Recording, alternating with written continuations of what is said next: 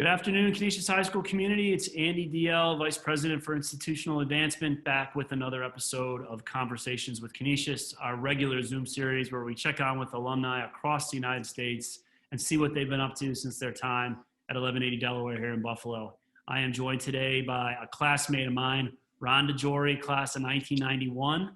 Ron is the Vice President at Piedmont Capital Distributors in New York City. He's living there in Brooklyn, New York, and he joins us today for a quick interview. Ron, how are you? Andy, hi, doing great. How are you? Thank you for having me. I'm great, buddy. Thank you for joining us. Let's launch into it, Ron. It's been a long time since you and I were in the hallways of Canisius High School. So why don't you take us back to your time at Canisius and your time since Canisius. Tell us about how you got to Canisius High School, how you heard about it, and then take us through your college and your professional career and get us up to speed with where you are today. Sure, great. Thank you, Andy.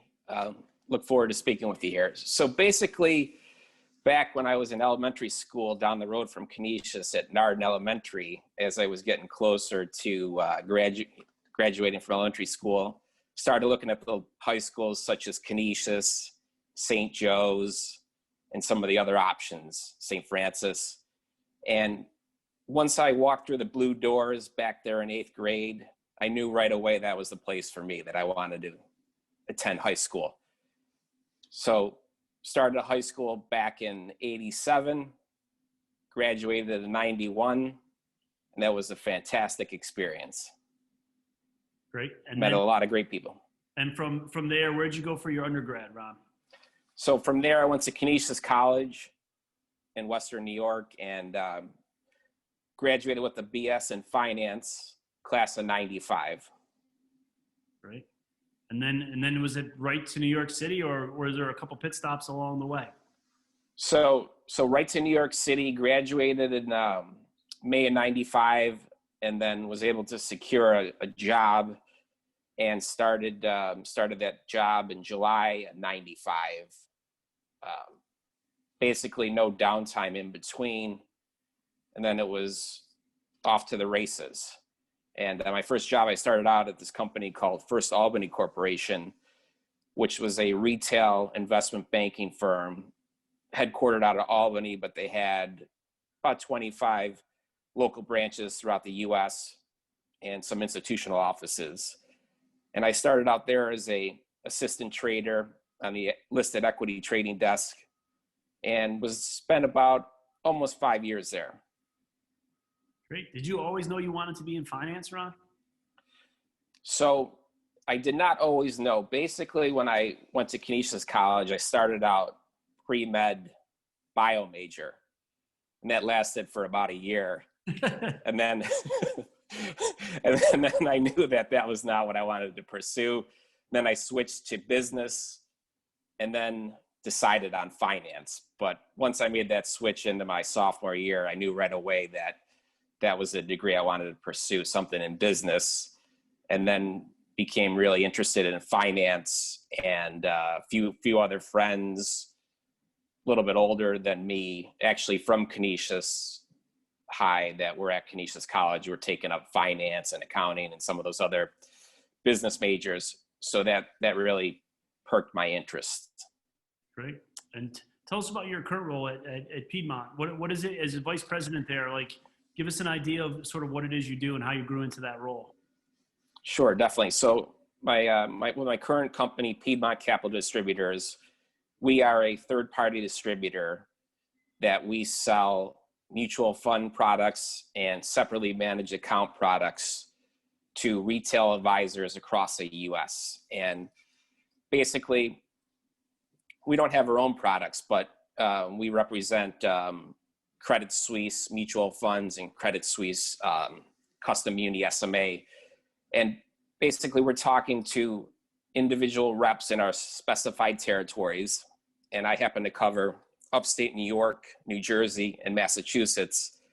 So I would be calling on basically whether it was an independent advisor from like Raymond James. There's some local Canisius guys right across the street there in Buffalo with Raymond James, or Merrill Lynch advisors or UBS, et cetera. And we cover a territory, and you're basically developing relationships and hopefully there's a match where those financial advisors will use our products for their clients. And I've been with this firm for about a year. Previous to this, I was at AIG Funds for almost 12 years, basically doing the same thing, similar territory. But if we go back to after my first job with First Albany, then I went to the New York Stock Exchange for about 7 years with Piper Jaffray, and we were executing the firm's listed equity business. And then I wanted to transition into a sales role because the trading roles were great, but the environment was changing rapidly with the exchange becoming fully electronic and electronic trading. There was less and less demand for human beings, human positions. So I always felt that in a sales role, whether you're selling mutual funds or car parts or medical devices, et cetera, you can really develop relationships with those clients of yours in your territory. And then you could, if you want to move on to another firm down the road or a different product, there's more job security with that. Sure. And I can't imagine what it was like to work on the floor of the New York Stock Exchange. That must have been an exciting time. That was a great time down there, great run, a lot of great people, many, many characters. But what's interesting down there is, whichever firm you're working for, whether it might be an investment bank or a specialist firm or for the New York Stock Exchange itself, you're side by side, shoulder to shoulder with a lot of these other ladies and gentlemen. So there's a great sense of camaraderie down there. And even though everybody's competing for their different firms, it's a great environment to be in. Yeah, I can imagine. So as you look back on your time at Canisius High School, was there something that you can point to or things that you can point to that helped prepare you for your role today or your roles along the way? Definitely. So my time at Canisius High School, I think, prepared me in many ways for post high school, whether you're going to, grad school or undergrad school, and then into the real life work environment. Number one, I think that you learn how to be very tenacious, that whatever you're trying to achieve or overcome, and there you also have you learn how to overcome roadblocks, hurdles, disappointments, and all these things I think apply, whether it's personal, professional, etc. And that's some of the things that I think you'll see with a lot of basically I would say all Canisius High School alumni. It's a really interesting point, Ron. Like I hear when I ask this question to a lot of people, usually they tell you, when you think about what you learned at Canisius, you think about reading, writing, and arithmetic, but the more valuable lessons, the ones that we take with us our whole life, are the ones like you mentioned, overcoming obstacles, how to deal with disappointment. Like those are huge lessons. And, we're both parents and we had to teach these same things to our children. I think those are really good points that you make and important points. And I think sometimes as graduates of Canisius, we don't always focus on those life lessons, but that's great. Yeah. And I'm sorry to interrupt. Right. What you said really resonated with me.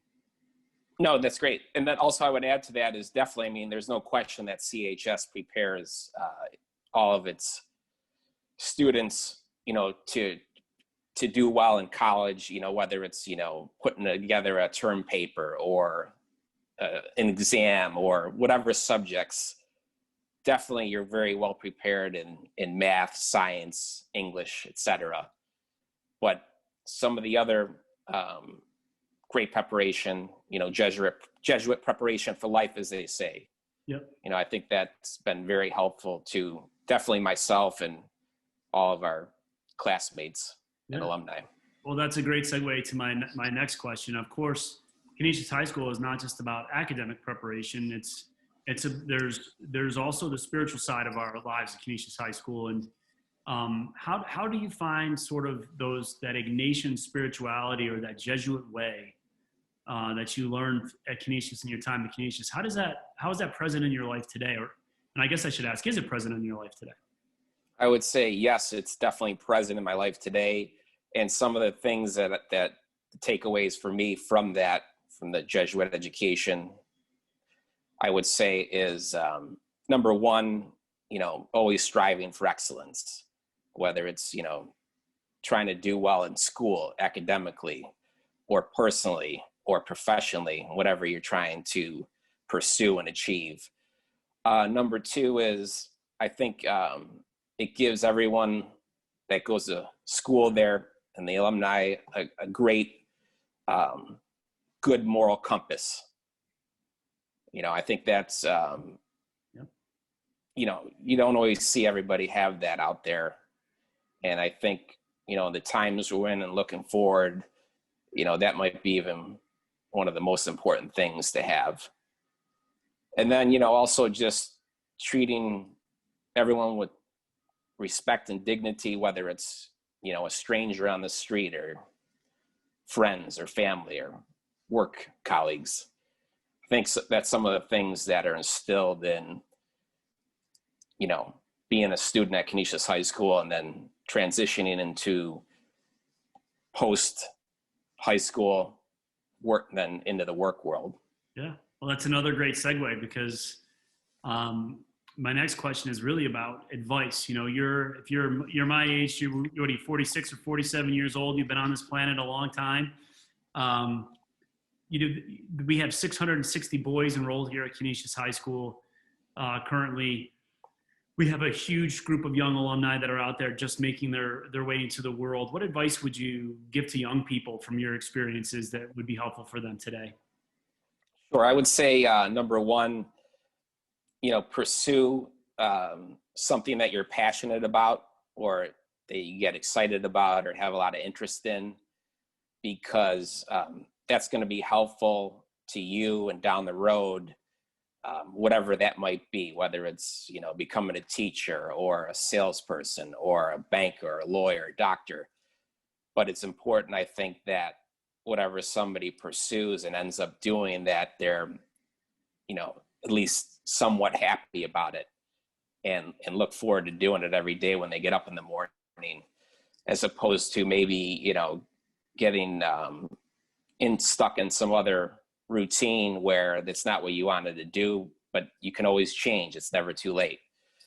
So that'd be number one. Number two, I would say that you have to be very persistent and tenacious in whatever you do, and just be prepared for disappointment. I mean, it might happen, it might not, but it can easily be overcome.